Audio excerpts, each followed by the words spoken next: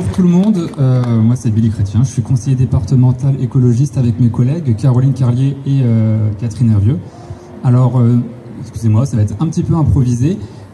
Pourquoi on est là? On est là parce que finalement le sujet des MENA, comme l'a rappelé Paul, on le découvre pas. Les défaillances, on les connaît, elles étaient pointées du doigt depuis 2013 par la Chambre régionale de la Cour des comptes qui pointait du doigt le fait que la politique départementale en matière de mineurs non accompagnés était, orientée en fonction des moyens auxquels elle, aux moyens que la majorité souhaitait lui aller et non aux besoins. Depuis, on a cessé d'être alerté par Paul, personnellement, on savait régulièrement au téléphone. Pas que, ouais, c'est sûr. Et les associations.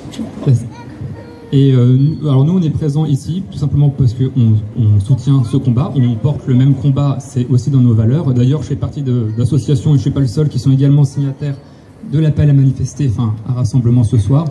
Et comme l'a rappelé Paul à juste titre, la droite tente d'opérer un changement de paradigme qui va à l'encontre complet de ce qui est communément reconnu par la communauté internationale, à savoir que effectivement, les jeunes non accompagnés, c'est pas un sujet migratoire, c'est un sujet de jeunes à protéger.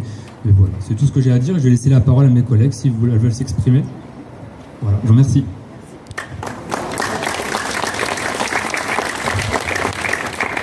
Donc Caroline Carlier, conseillère départementale, avec le pôle écologiste. Moi, je fais partie de Génération. Je voulais dire que voilà, c'est vrai que la protection de l'enfance, moi j'ai travaillé très longtemps à la protection judiciaire de la jeunesse en lien avec le conseil départemental. Depuis très longtemps, c'est un vrai souci, cette question des mineurs non accompagnés, qu'on appelait MIE avant. Et en fait, c'est une corrélation actuelle entre ce que l'État met en place pour on va dire essayer de contenir des faits migratoires, donc par les préfectures, mais aussi il y a des planètes sont alignées actuellement avec la majorité du conseil départemental.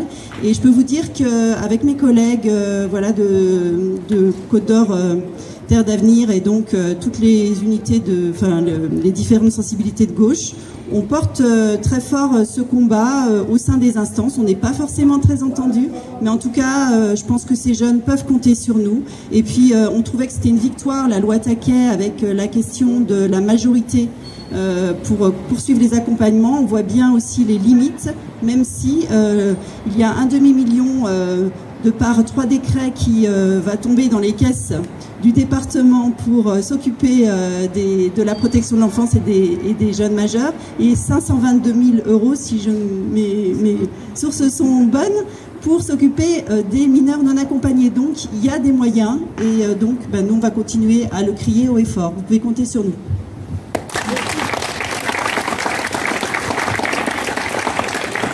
Bonsoir tout le monde, donc je suis Catherine Hervieux, conseillère départementale. Je ne vais pas redire ce que mes collègues ont dit bien évidemment, mais juste pour souligner l'importance du lien entre tout le tissu associatif au niveau des solidarités, et plus particulièrement le sujet qui nous rassemble ce soir, et les élus que nous sommes, parce que Billy et Caroline l'ont dit, on n'est pas dans la majorité, donc on ne pilote pas les politiques publiques en cette faveur, et c'est bien dommage. Pour autant, on ne se décourage pas. On essaye de le faire valoir dans les conseils et dans les sessions, mais on sait que c'est plutôt du symbolique, et du coup, il nous paraît très très important de maintenir ces liens, de le faire savoir et d'avoir des actions en complémentarité. Nous, on essaie de peser sur les politiques publiques comme on peut, à l'aune de ce qu'on représente, mais bien évidemment, on se nourrit d'autant plus de l'action qui se fait, des actions qui se font sur le terrain, grâce à vous toutes et tous.